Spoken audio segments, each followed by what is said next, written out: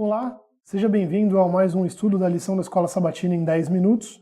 Hoje nós vamos recapitular a lição de número 4, Justificação pela Fé.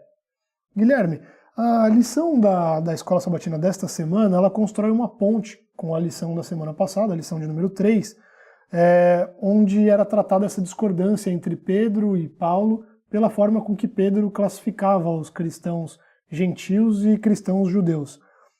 O objetivo desta lição é mostrar qual era o alicerce da teologia da justificação pela fé, que Paulo combatia juntamente com Pedro. O que nós devemos entender, primeiramente, por justificação? Paulo, na verdade, confronta Pedro de maneira bastante aberta, bastante direta, e mostra, na verdade, a incoerência no evangelho colocado por Pedro, né? Ou melhor, a falta de prática do evangelho que estava sendo colocado em teoria, né?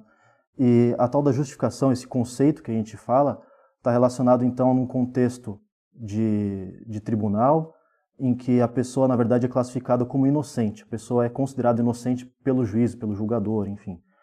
Então, na verdade, mais do que isso, mais profundo do que isso até, não só o fato de ser inocente, mas ser classificado como reto, como aquele direito perante os olhos do juiz, no caso aqui, uma figura de Deus. Perfeito. Ainda pegando uma carona na sua analogia de tribunal e de justiça, a lição desta semana e os textos que nós lemos, eles utilizam muito um termo obras da lei.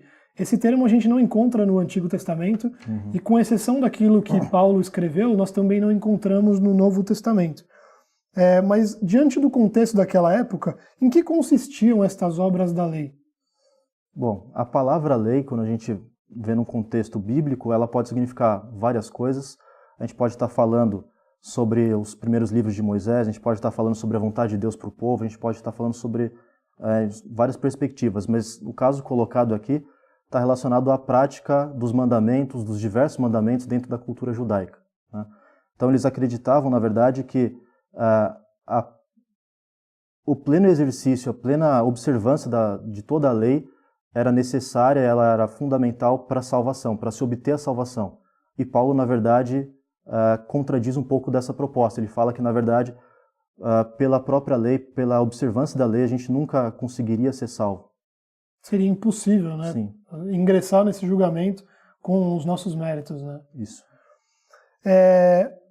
Mas em nenhum momento a gente percebe que os judeus, e ali até voltando um pouquinho para a discussão de Paulo com Pedro, em nenhum momento é questionada a importância da fé. Não é isso que os judeus faziam e não é essa abordagem da lição.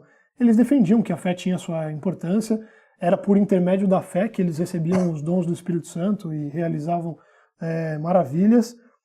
Mas, de fato, não parece frágil a gente pensar que só a fé é capaz de nos justificar? Eu acho que um pensamento de um pastor inglês chamado Richard Hooker, do século XVI, ilustra bem essa questão, responde bem isso para a gente, fala o seguinte: Deus justifica aquele que crê, não por causa da fé em si, mas por causa do valor daquele em quem a pessoa crê. Então, na verdade, aquele pensamento de que apenas a aceitação da existência de Jesus, de Deus, de fato seria um fundamento bastante fraco. Mas se a gente pensar que a nossa esperança está na fidelidade de Cristo, a coisa muda de figura, né? Paulo, na verdade, diz que a fé, e somente a fé, é a base para a justificação. Então, na verdade, nós somos justificados não por aquilo que nós somos, ou que fazemos, ou que poderemos fazer, ou que poderíamos fazer, enfim, mas, na verdade, pelos méritos de Cristo, pelo fato de Cristo ter feito o que fez por nós, o sacrifício em nosso lugar. Perfeito. E ainda mais, Guilherme, eu gosto de olhar para os exemplos que a lição deu.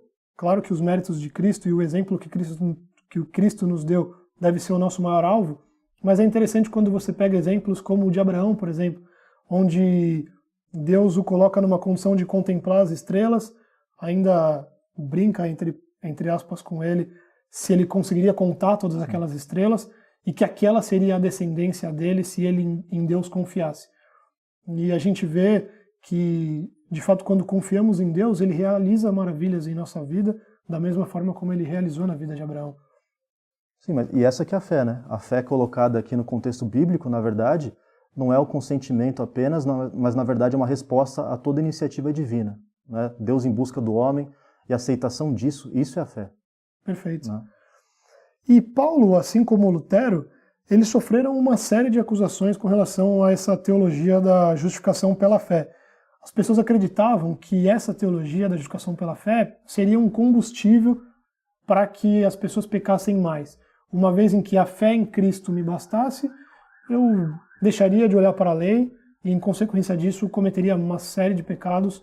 E com essa ideia, Paulo ele se aproxima um pouquinho da teoria do universalismo. Você acha que a justificação pela fé, ela se parece um pouquinho com o universalismo, onde as pessoas acreditam que Deus é bom e somente por isso todos nós estamos salvos? Bom, acho que a gente pode deixar a resposta agora para o próprio texto dele, né? A gente poderia ler aqui um texto de Gálatas 2, 17 e 18, diz o seguinte: Se, porém, procurando ser justificados em Cristo, descobrimos que nós mesmos somos pecadores, será Cristo então ministro do pecado? De modo algum. Se reconstruo o que destruí, provo que sou transgressor. Então, na verdade, Paulo coloca aquela ideia de que a fé ela deve gerar uma obediência, né? Então, a fé, na verdade, precede uma obediência a partir do momento em que eu tenho fé, em que eu sou justificado pelos méritos de Cristo. Depois de entender essa situação toda, eu devo ser grato, e depois de grato, a minha conduta muda, né? Eu posso mudar a minha postura, meu modo de ver o mundo, o evangelho passa a se tornar prático, né? Perfeito. Assim como o próprio Paulo diz, né, que não mais ele vivia, e sim Cristo vivia nele. E somente dessa forma, para a gente conseguir realizar as boas obras e tentar cumprir com a fidelidade possível a lei que Deus nos deixou. Ellen White, ela disse que nenhum outro assunto deveria ter maior relevância ou maior prioridade nos púlpitos das igrejas do que a justificação pela fé. A que você atribui esse destaque, Guilherme?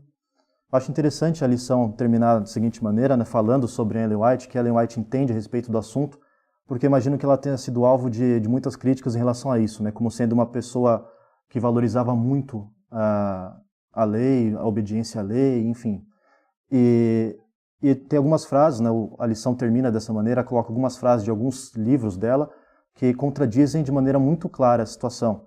Uma ou outra, só para a gente ilustrar de maneira bastante clara aqui, uma frasezinha de Fé e Obras, página 18 e 19, Ellen White diz de maneira clara, falando o seguinte: a salvação é unicamente pela fé em Jesus Cristo.